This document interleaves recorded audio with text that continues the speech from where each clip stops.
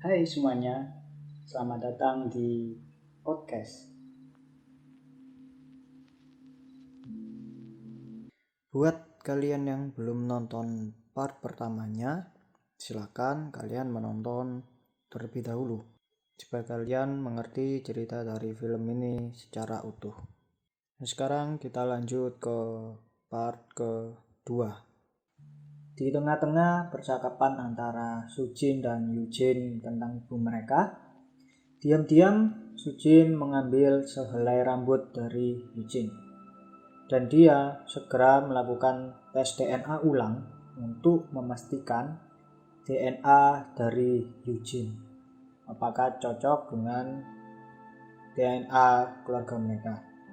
Sementara di rumah sakit saat menjaga sang ibu, Eugene menelpon seseorang dan memberi perintah untuk melakukan sesuatu hal. Tapi di sini kita belum tahu apa perintah dari Eugene untuk dilakukan oleh orang itu dan siapa orang yang diberikan perintah oleh Eugene. Namun baru saja selesai dia menutup teleponnya, sang ibu tiba-tiba terbangun dan memintanya membisikkan sesuatu kalimat yang kita juga tidak diberitahu dengan jelas kalimat apa yang dibisikkan oleh Eugene kepada sang ibu. Tetapi bisikan itu terlihat bisa membuat sang ibu menjadi senang. Lalu scene berpindah saat di rumah. Saat Sujin sedang menidurkan anaknya, Yena. Yena terlihat berkali-kali menyebutkan nama seseorang, yaitu Ha-yeon. Ha-yeon ini diketahui oleh Yena karena sering diceritakan oleh Eugene. Keesokan harinya, saat Sujin mengantar Yena les balet, Sujin penasaran dengan sosok Ha-yeon yang semalam dipanggil oleh Yena dalam tidurnya berkali-kali. Lalu Sujin menanyakan kepada guru les yang mengajar Yena. Namun, jawaban dari guru les itu membuat Sujin bingung karena di tempat les tersebut tidak ada anak yang bernama Ha-yeon. Setelah mengantar les, Sujin pergi ke lab untuk mengetes DNA dari selai rambut yang ia dapatkan dari Eugene sewaktu di rumah sakit. Lalu scene berpindah lagi di kantor polisi. Polisi yang menangani kasus istri Sujin mengatakan bahwa hari di mana bibi ART hilang terjadi juga kasus kriminal. Lalu sang polisi atau yang dikenal dengan detektif Joe ini menunjukkan foto laki-laki yang sempat mengejar Eugene di basement sebelumnya. Dan diketahui pria itu bernama Park Sang-moon. Dan dari penjelasan detektif Joe, Sujin menyadari bahwa Eugene juga ada di hari kejadian itu. Dari bukti yang ada, juga pengakuan dari Sujin kalau kemungkinan Eugene bukanlah adiknya, detektif Joe akhirnya mencoba datang ke rumah Sujin untuk menyelidiki kasus ini lebih dalam. Tapi detektif Joe tidak mendapatkan informasi apapun dan dia tidak berhasil menguak bukti lebih dalam tentang Eugene. Saat Sujin menjemput Yena pulang dari les balet, guru les mengatakan bahwa Yena sudah dijemput oleh seseorang yang kemungkinan adalah kakek dari Yena. Lalu diperlihatkan Yena sudah bersama Eugene. Lalu dengan cepat scene berpindah lagi berada di kamar kedua orang tua Sujin. Tapi di situ ada yang aneh. Terlihat sang ayah dan sang ibu seakan-akan seperti dihipnotis oleh Eugene untuk membuat surat pernyataan kalau semua harta properti keluarga mereka akan diubah dengan atas nama Yena. Di sini kita mulai pelan-pelan bisa melihat apa tujuan dari Eugene. Tapi kita belum bisa melihat seluruhnya siapa Eugene sebenarnya. Dan di malam yang sama, saat Sujin baru tiba di rumahnya, dia melihat kedua orang tuanya dengan gelagat yang aneh, seperti dihipnotis tadi. Tatapan mereka kosong dan mereka tidak merespon apapun kepada Sujin. Dan saat dia menemui Yena, dia juga melihat gelagat yang sama yang ditujukan oleh Yena, seperti sedang terhipnotis. Namun, respon Yena mendadak marah ke Sujin tentang keadaan sesungguhnya dari sang ibu yang sudah meninggal. Dengan perasaan marah, Sujin mendatangi Eugene, menamparnya dan bertanya apa sebenarnya tujuan Eugene kepada keluarganya. Namun, tiba-tiba sang ibu datang dan mulai menyalahkan Sujin tentang hilangnya Eugene di masa lalu. Setelah emosi sang ibu meluap-luap, saat Sujin akan mengajak Yena pergi dari rumah itu, tiba-tiba Yena melawan dengan menggigit lengan dari Sujin. Dan dengan refleks, Sujin mendorong Yena hingga Yena terbentur ke pilar. Setelah Yena berhasil ditenangkan oleh Eugene, di lorong kamar, Sujin dan Eugene bertemu. Sujin yang terlanjur marah dan emosi kepada Eugene, seketika Sujin langsung menyerang Eugene dan mengancam Eugene bahwa dia tidak akan bisa melaksanakan tujuannya. Masih di malam yang sama, Sujin menemani Yena tidur. Namun, tiba-tiba dia terkaget. Saat sekilas, dia melihat bayangan orang-orang berjubah hitam di luar rumahnya. Lalu, segera Sujin dengan ketakutannya, dia mengecek rumahnya. Apakah itu hanya khayalan atau benar-benar nyata. Namun, yang ditemui oleh Sujin hanyalah perempuan ART saja. Tetapi Sujin juga melihat tato yang sama yang dimiliki oleh Eugene ada di punggung ART perempuan itu. Lalu Jin berpindah lagi pada Sujin yang sedang menelpon psikiaternya. Dia meminta tolong agar teman psikiaternya ini mau menjaga Yena sementara. Lalu Sujin pergi ke tempat Park Sang-moon untuk mencari petunjuk. Tanpa disengaja, dia menemukan seperti brosur anak hilang. Dan anak itu ternyata bernama Ha-yeon. Oke, di sini kita mulai mengerti bahwa sebenarnya Park Sang-moon waktu itu bukan berniat jahat kepada Eugene, tapi dia sedang mencari anaknya yang hilang, dan menurut dia anaknya hilang karena Eugene. Di sini kita mulai melihat benang merah. Apakah ada korelasinya antara Ha-yeon dan Yena? Tapi kita lanjutkan dulu ceritanya supaya kita mengerti secara penuh tentang cerita di film ini. Sesaat setelah Sujin menemukan petunjuk itu, dia menerima telepon dari seseorang. Nah, seseorang ini menyadari bahwa apartemen milik Sujin yang sebelumnya dia tinggali bersama istri dan Yena, lampunya menyala. Yang kemungkinan di apartemen itu sedang ditinggali. Padahal setelah sepeninggal istrinya, Sujin tinggal di rumah orang tuanya bersama Yena. Dengan cepat Sujin mendatangi apartemennya, dan betapa kagetnya dia. Di dalam bathtub kamar mandi, dia menemukan baby ART yang selama ini hilang. Namun tiba-tiba Sujin diserang oleh seseorang yang pada akhirnya diketahui pria itu yang mengaku berasal dari panti asuhan Immanuel. Dan Sujin juga teringat dalam memorinya bahwa pria itu adalah pelaku tabrak lari istrinya. Namun Sujin tidak bisa berbuat banyak karena Sujin sudah dibius oleh pria itu. Yang ternyata kita diperlihatkan kalau selama ini semua anggota keluarga Sujin juga ada di bawah pengaruh obat bius yang sama yang diberikan oleh Eugene.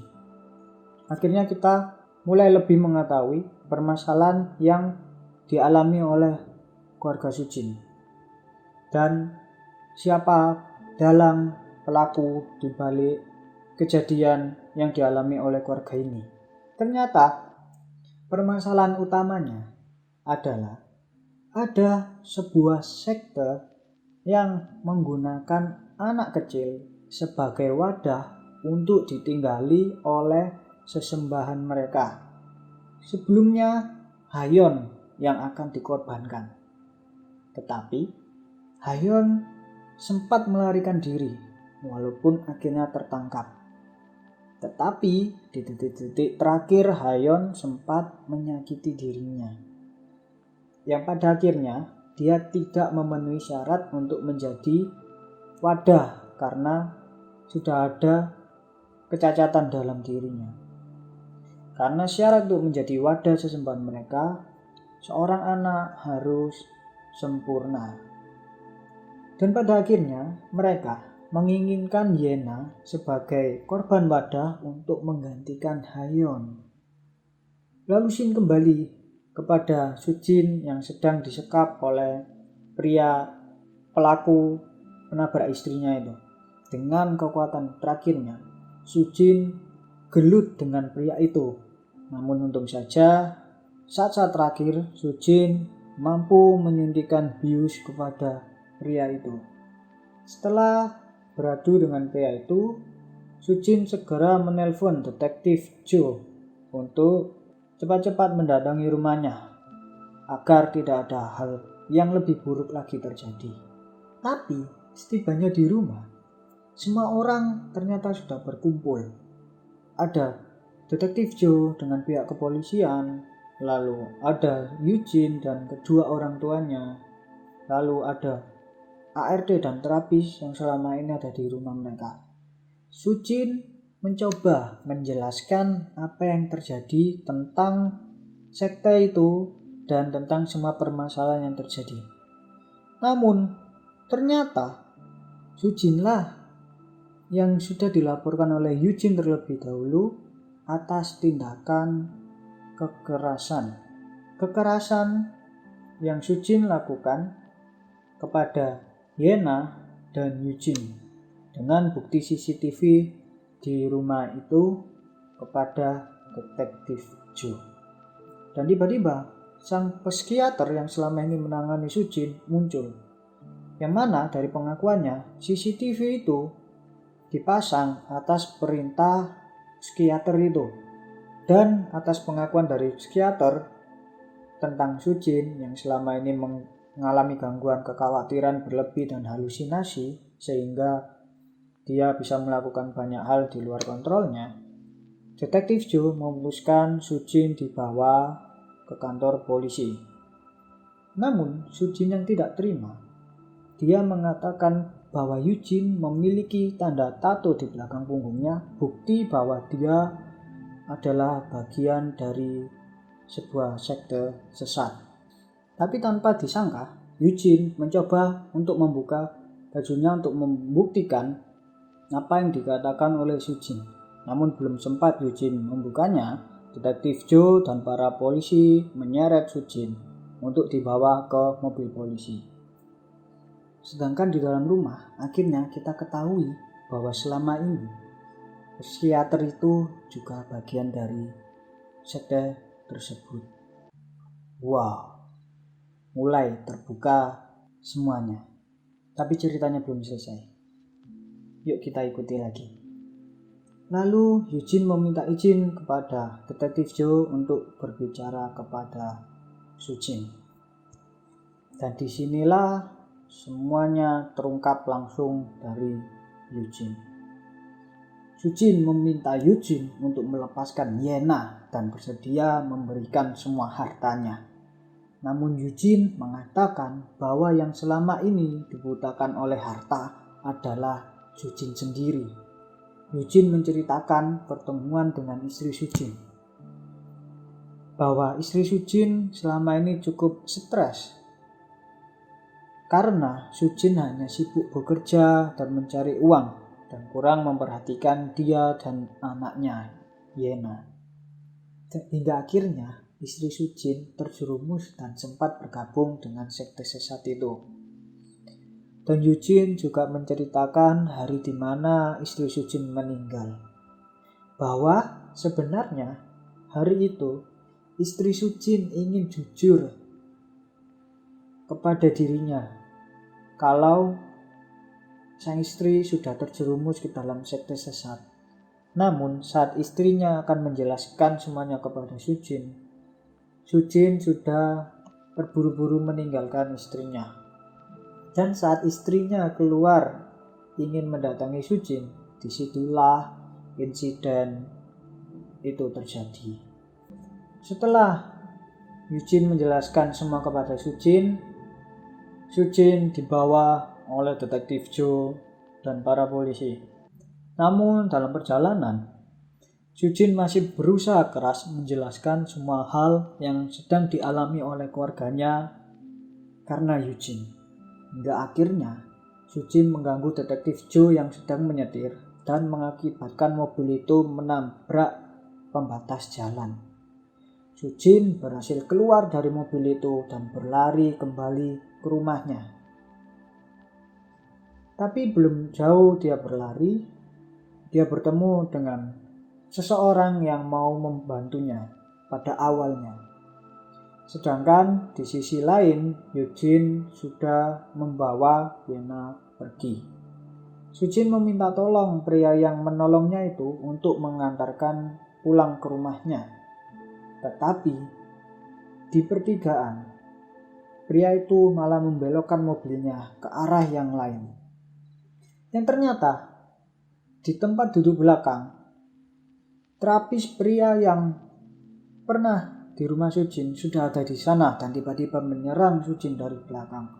Sujin terlibat gelut dengan dua orang itu hingga akhirnya mereka bertiga pingsan.